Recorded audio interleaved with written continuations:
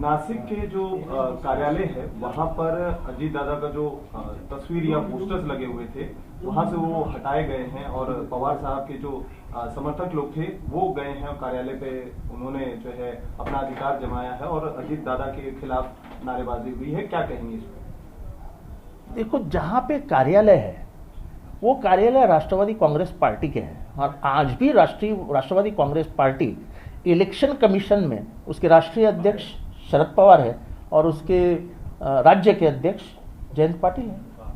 और आज भी अपॉइंटमेंट करने का अधिकार जो नई कार्यकारिणी जाहिर हुई है उसमें महाराष्ट्र का इंचार्ज सुप्रिया सुळे जी है।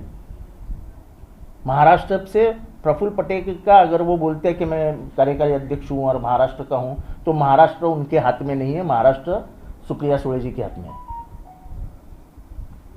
सर, शरद पवार जी ने अभी जो है एक बात उन्होंने कही जो है बेहद अहम है कि उनकी जो तस्वीर इस्तेमाल की जा रही है अजीत दादा की गुट की तरफ से, उसको लेकर उन्होंने एक स्पष्टीकरण भी कुछ दिन पहले दिया था कि वो चुनाव निशान और तस्वीर भी इस्तेमाल कर सकते हैं। उसके खिलाफ शरद पवार जी ने कहा है कि मेरी इजाजत के बगैर कोई मेरी तस्वीर इस्तेमाल नहीं कर सकता। क्या कहेंगे? सवाल ये है, तुमको उनके विचार अच्छे नहीं लग रहे,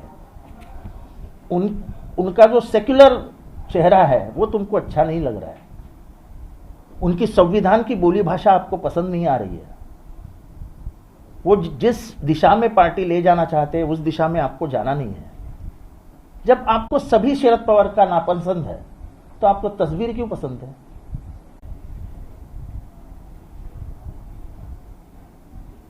उनका अधिकार है, वो बोल सकते तू इस्तेमाल करता तस्वीरात से और कोई नहीं करेगा, उनका अधिकार है। एक लेटर के बारे में सर प्रफुल्ल पटेल जो है चर्चा कर रहे थे, उसके बारे में जरा बताइए कि क्या है वो पूरा मामला? क्या लेटर? उनका ये कहना है कि जो जानकारी थी वो खासतौर पे महाराष्ट्र में जो एक पद की मांग कर रहे थे पार्टी में, संगठन में अजीत पवार जी, वो उनको नहीं मिल रहा था, उसमें एक देरी हो रही थी। बिल्कुल देरी नहीं हो रही थी। 6 तारीख को ऐसा है, जिसको कांग्रेस का इतिहास मालूम है और राष्ट्रवादी का इतिहास मालूम है, अजीत पवार ने जिस पद पे उंगली रखी, जिस पे उंगली रखी, वो चीज अजीत पवार जी की हुई, कि इसका इनकार कोई नहीं कर सकता है, स्वयं अजीत पवार जी भी नहीं कर सकते। वो सबसे लाडले थे शरद पवार जी और वो कृति से समझता था कि वो सबसे लाडले हैं। तो कोई पद देने में देरी नहीं हुई, कुछ नहीं हुई। 6 तारीख को बैठक आयोजित की थी 10 नेताओं की, उसमें तय होने वाला था कि क्या करना है और जयंत पाटिल स्वयं तैयार थे कि ठीक है चलो अभी अगर वो होना चाहते तो होने दो। यही नहीं, जब विरोधी पक्ष नेता हुए जयंत पाटिल, तभी भी जो बैठक हुई थी उसमें स्वयं जयंत पाटिल ने कहा था कि अरे विरोधी पक्ष नेता के बगैर अगर तुम पक्षाध्यक्ष होना चाहते हो तो हो जाओ, मैं विरोधी पक्ष नेता होता हूं।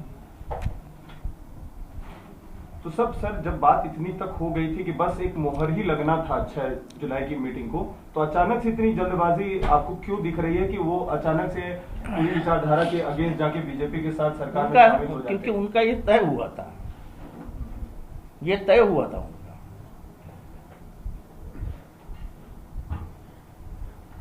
प्रफुल्ल पटेल जी स्वयं शरद पवार जी को जाके बोले थे कि मैं जिंदगी में आपको नहीं छोड़ूंगा, मेरा जो कुछ है वो सब आप है, मैं आप दिल में भी मत लाइए कि मैं सिर्फ आपके भी खिलाफ बगावत कर दूंगा।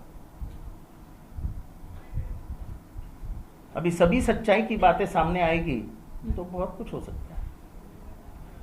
तो आप अपना काम करिए, इधर उधर उंगली मत दिखाए कि ये खत लिखा था, शरद पवार को भी मालूम था, इसको मालूम था, उसको मालूम था। बंद मुट्ठी लाख की, खुल गई तो खाक की। जैसा कि आपने सर कहा कि जो है मन पहले से ही बना लिया था, इसका संकेत आप लोगों को कब मिला था? जो बातें अगर मैं पार्टी के बारे में नहीं बात करता हूं क्योंकि पार्टी के इतने वरिष्ठ स्तर पर मेरा कोई उठना बैठना नहीं था, पर एक छोटा कार्यकर्ता होने के नाते मुझे पहले से मालूम था कि ये होने वाला है। जो बीच में सर बातें आ रही थी कि बीजेपी, मुझे ऐसा है, आदमी के चाल से पता चलता है ना वो कितने स्पीड से कौन से दिशा में जा रहा है।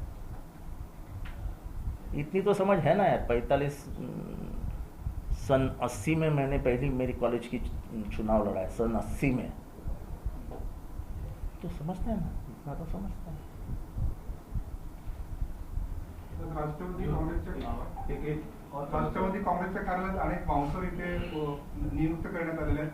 अशी राष्ट्रवादी काँग्रेसवरती कोणती वेळ आली की बाउन्सर नेमवायची वेळ आली? बाउन्सर नाही आहेत ते, सगळे माझ्याबरोबर असतात. ते माझ्या एरियातले कार्यकर्ते आहेत आणि माझ्या एरियातले जवळजवळ 100 कार्यकर्ते इथे आहेत अख्ख्या कार्यालयात.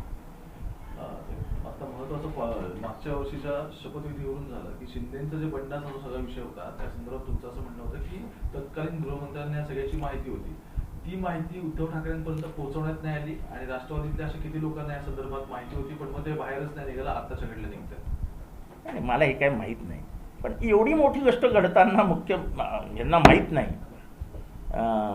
गृहमंत्र्यांना, असं कधी होत नाही. म्हणजे तुम्हाला आपल्याला असं वाटतं की तेव्हाचे गृहमंत्री तत्कालीन दिलीप वळसे पाटील यांच्या भूमिकेवर कुठेतरी शंका आहे? नाही, माझी शंका बिंका नाही आहे. ते स्वच्छ मनाचे, निर्मळ चारित्र्याचे, निर्मळ मनाचे, शांत स्वभावाचे, अत्यंत हुशार असे एकेकाळचे शरद पवारांचे विश्वासू सहकारी होते. त्यांच्याबद्दल मला अजिबात असं काही बोलायचं. सर, नया कार्यालय शुरू किया, आज उसका उद्घाटन भी अजीत पवार ने किया, बाकी जो उनके साथ के कैबिनेट के मंत्री थे वो भी वहां पर गए थे, लेकिन उससे पहले आज एक घटनाक्रम ये हुई कि जो उनके समर्थक थे उस कार्यालय में गए, ताले की चाबी ढूंढी जा रही थी, नहीं मिली, उसको तोड़ना पड़ा बाद में ताला को. इस पूरे घटनाक्रम को कैसे देखते हो? और नई जो कार्यालय खुली है उसमें भी घड़ी का ही आपका चुनाव निशान रखा गया है, पार्टी का नाम नेशनलिस्ट कांग्रेस पार्टी ही दिया गया है, क्या कहते? देखो, मैं अभी भी कह रहा हूँ कि इन लोगों के वकीलों ने इनको बताया नहीं है कि जो सर्वोच्च न्यायालय के न्यायाधीश माय लॉर्डशिप चंद्रचूड़ जी ने कहा है, उसमें उन्होंने स्पष्ट संकेत दिए हैं कि पार्टी किसके पास रहेगी, पार्टी पे कौन कब्जा बोल सकता है, ये स्पष्ट रूप में कहा है. उन्होंने कहा है कि आमदार पार्टी नहीं डिसाइड करते, ओरिजिनल पार्टी जो है उसके अध्यक्ष लेजिस्लेचर पार्टी की सभी जगहों की. आज इस पार्टी का अध्यक्ष कौन है, राष्ट्रीय अध्यक्ष कौन है? इलेक्शन कमीशन ऑफ इंडिया के पास किसका कॉन्स्टिट्यूशन पड़ा है? आप पढ़िए ना, सर्वोच्च न्यायालय का निकाल पढ़िए. मैं 6:30 बजे आज प्रेस कॉन्फ्रेंस रखा हूं, मैं उसमें सब बातें बताने वाला हूं, क्योंकि सर्वोच्च न्यायालय ने जो कहा है वो अगर पढ़ लेंगे तो आपको समझेगा कि कुछ मतलब नहीं है. ठीक है, आप देरी कर सकते हैं, लेकिन देर है पर अंधेर नहीं. सर, क्या इसके चलते आप लोग वापस से कानूनी कार्रवाई की देखो, अभी लड़ने जो है आपको हर दिन एक बयान ऐसा दिख रहा है कि शरद पवार जी ने मन बना लिया है लड़ाई करने का. हर दिन उनका एक बयान बता देता है कि मैं लड़ने वाला हूं. आज का भी उनका बयान बता रहा है कि मैं लड़ने के लिए तैयार हूं, और उन्होंने ही मुझे कहा है कि आने वाले 4-5 दिन में हम लोग नासिक जाएंगे. तो उन्होंने लड़ाई का मन बना लिया है. और ये आदमी जब लड़ने को उतरता है तब वो रिश्तेदारी, अपनापन, जूनी दोस्ती, वो सब याद नहीं रखता है. उसके लिए जो कार्यकर्ता अपनी जान देने के लिए तैयार है आज भी, वो उसका बेटा बन जाता है. क्योंकि आज 60 साल की उनकी उम्र में उन्होंने जो लोग खड़े किए, वो कोई अमीर नहीं था ना. जैसे मेरे जैसे कार्यकर्ता को इस स्तर पे लाया. मैं कौन हूं, मेरी क्या औकात है? मेरी जात कोई महाराष्ट्र में बड़ी जात नहीं है, लेकिन जिसपे बस कैपेबिलिटी है, एबिलिटी है, उसको ऊपर लेके जाओ, उसको ऊपर चढ़ाओ. वो उनकी पुरानी आदत है. मैं बात बताता हूँ, वो भी खुद बताते हैं हर प्रेस कॉन्फ्रेंस में कि एक ज़माना था कि वो फॉरेन टूर में गए थे 1984 में, और जब आए तब 95% एमएलए छोड़ के चले गए थे. 95% एमएलए और तभी उन्होंने पहले ही प्रेस कॉन्फ्रेंस में कहा था इसमें से एक को भी चुन के आने नहीं दूंगा। बात सच कर दिखाई, एक भी चुन के नहीं आया। शरद पवार बाप अच्छा लगता है, शरद पवार बाजू में बैठे अच्छा लगता है, शरद पवार साथ दे रहे अच्छा लगता है, लेकिन जिस दिन शरद पवार आपको अपना वैचारिक दुश्मन मानने लगता है और चुनावी राजनीति में वो आपके सामने खड़े रहने वाले हैं तो आदमी डरने लगता है। शरद पवारजी मागे आहेत माझ्या, आपल्याला बरं वाटतं, बाजूला आहेत बरं वाटतं, आपल्या मागे त्यांचा आशीर्वाद आहे बरं वाटतं। पण शरद पवारजी ज्या दिवशी रागाने डोळे मोठे करून हा माझ्या विरोधात बोलतोय, उनके खिलाफ तुम कुछ भी बात करो, कुछ बुरा नहीं मानते, लेकिन उनकी जो विचारधारा है जिसके ऊपर वो 60 ज्या विचारधारेवरती ते 60 वर्ष लढले, फुले, शाहू, आंबेडकर, त्या विचारधारेच्या विरोधात जाऊन जर तुम्ही काही करणार असाल तर ते तुमच्या विरोधात आहेत।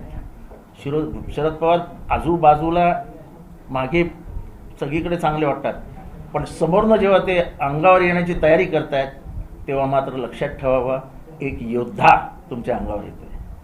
आणि प्रत्येकाला माहिती आहे की त्यांनी ठरवलंय की आंबेगाव या मतदारसंघात एक दिवस घालवायचा, एक दिवस, परळी या मतदारसंघात एक दिवस घालवायचा, लढणार आहेत ते, त्यांनी ठरवलंय। आणि त्यांना काय जितेंद्र तू जा, जयंत पाटील तू जा असं काय नाही, ते आता उद्या आत्ता आले, काल ते साताऱ्याहून आत्ता ते बसलेत त्या MCP मध्ये, त्या YCPला।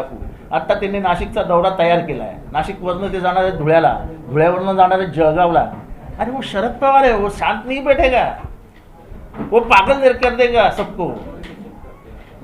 पूरे महाराष्ट्र में उनको उनकी आदत लोगों को मालूम है, ये हारने वाला नहीं, ये अकेला है, लेकिन पूरा जमावड़ा साथ में लेके चला जाएगा। राहुल नार्वेकर सर आज विधानसभा में उन्होंने ये बात कही है कि मुझे टोटल 8 पत्र मिले हैं आपकी तरफ से और अजीत दादा पवार की तरफ से। 24 घंटे ही हुए हैं, हम लोग उस पर अभी विचार कर रहे हैं, लेकिन मुझे कोई बाउंड नहीं कर सकता है कि डिसीजन कब लेना है, कितने दिनों में लेना है। मैं अपने समय के हिसाब से उसकी विवेचना करूंगा, उसके बाद डिसीजन लूंगा। क्या कहेंगे? बराबर है, वो कोर्ट है, उनका अधिकार है, उनका अधिकार है, हम किधर ना बोलते। आज सुनील प्रभु गया है ना कोर्ट में, उसका निर्णय आने तो पता चलेगा किसका क्या अधिकार है। एक गोष्ट लक्षात ठेवा की तुम्हाला सगळ्यांना मी संध्याकाळी शिवसेनेचा लागलेला निकाल आणि त्याच्याचं संदर्भसहित स्पष्टीकरण देणार आहे, ज्याच्यातनं आपल्याला काही मुद्दे अशी अतिशय स्पष्ट होतील कोणाच्या हातात काय आहे। सर्वोच्च न्यायालयाने निकाल दिलेला आहे, तो तुम्हाला 15 दिवसांनी उशिरा घेता येईल, पण त्या निकालाच्या विरोधात तुम्हाला जाताच येणार नाही। Supreme court stands supreme. At times it has even challenged Lok Sabha. In Shahbanu case, they even had a fight with Lok Sabha. So Supreme Court stands supreme. And when Supreme Court has given some directions which are written and signed by His Lordship Chandrachudji, nothing matters. And in that it is written that the Adhyaksh of Vidhan Sabha is a tribunal. The people asked, why didn't Supreme Court, after saying that everything is illegal, didn't declare this government illegal? So they said in that the chairman is a tribunal and we are an appellate court. So whatever decision taken there, the people can come here and appeal, and then we'll decide on it.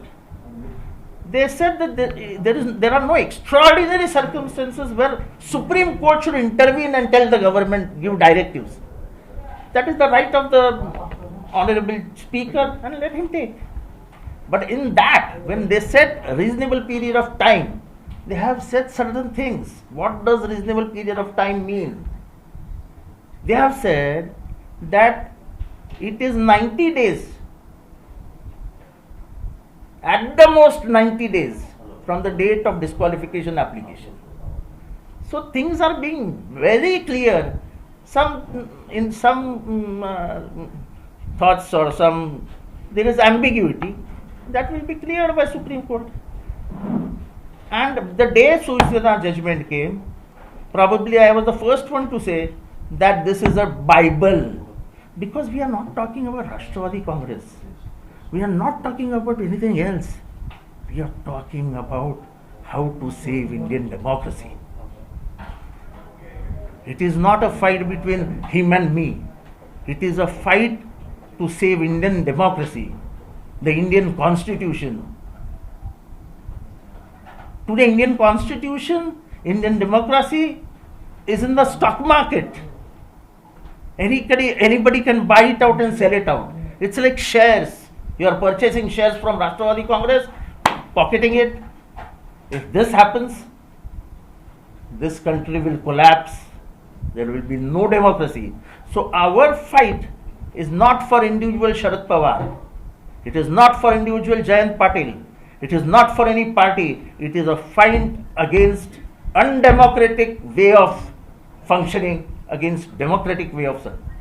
We are fighting for the democracy we have in our hand, and we will save Indian democracy.